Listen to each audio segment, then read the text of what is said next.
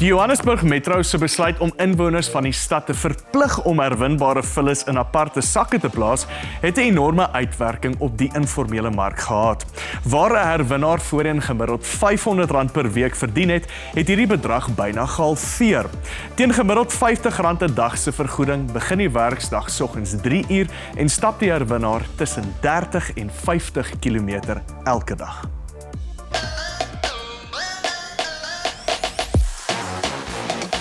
The longest speed I've actually taken was like 80 kilometers per hour. It was going down through Melville copies, and a taxi driver just came on my side and told me that he's doing 80.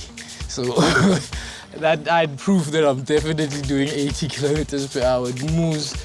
Reclaimers are currently collecting 80 to 90% of all of the post-consumer materials that are being taken out of the waste stream and prevented from going to dumps and are being sent into the recycling value chain. So without them, our rubbish dumps would be overflowing, they would be closed already, and industry wouldn't have inputs to actually recycle materials. So they're playing an absolutely crucial role.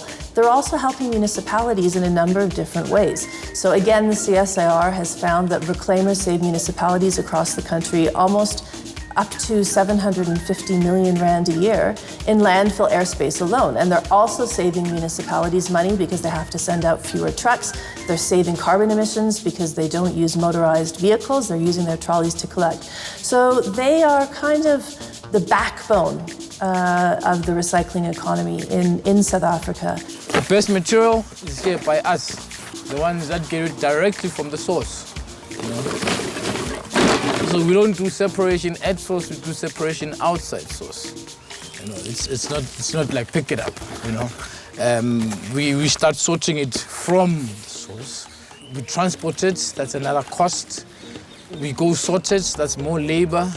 Then it's transporting to the buyback center, that's another cost that if you had a truck, you'd have to pay petrol. The difficulty, what we're seeing is as government is starting to prioritize recycling, in the beginning, instead of starting with what exists and working with reclaimers, municipalities were deciding to contract private companies and bring them in to collect the recyclables. It's one person doing like 4 different jobs in one day.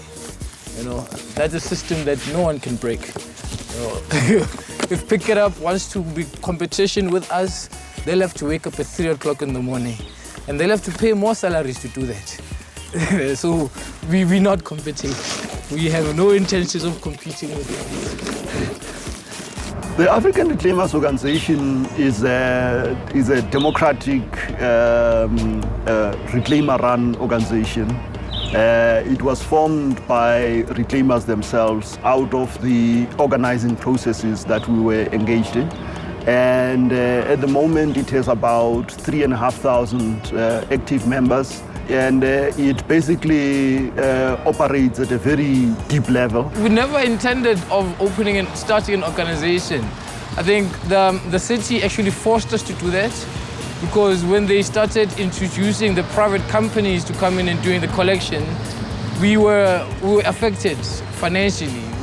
I think like 75% of our usual earnings were taken away from us, and it made a huge dent within the whole community of collectors.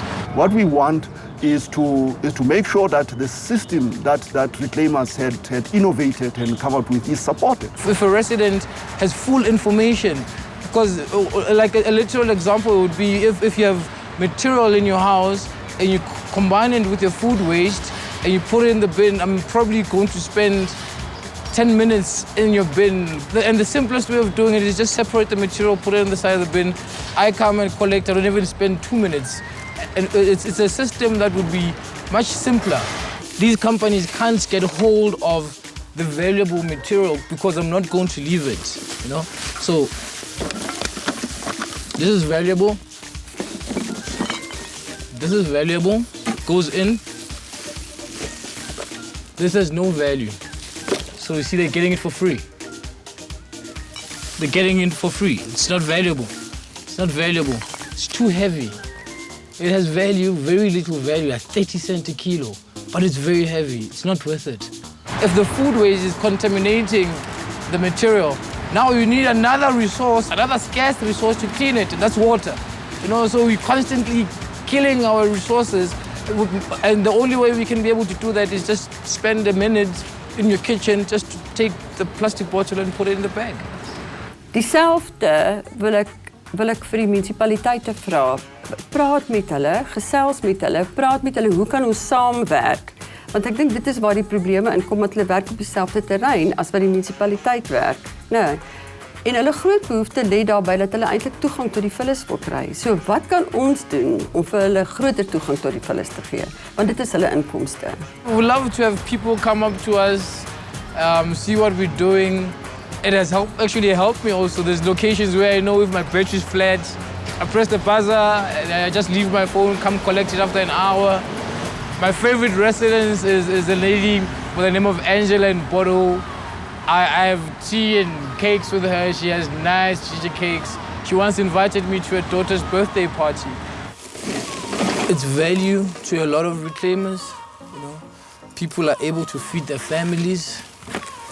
People can, the strain of not having a job, of worrying what I'm going to eat today. This has eliminated that, And I mean, people have been promised jobs and all this rubbish.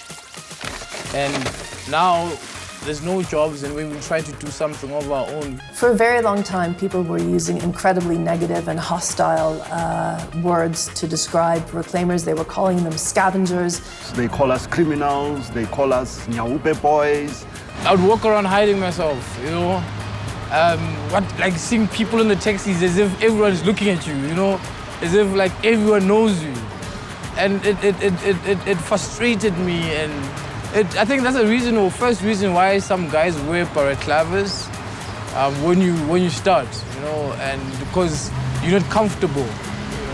And as time goes on, you do get comfortable. So it's really important that we use words to describe the people and the work that they do that help us to see the value in what's being done.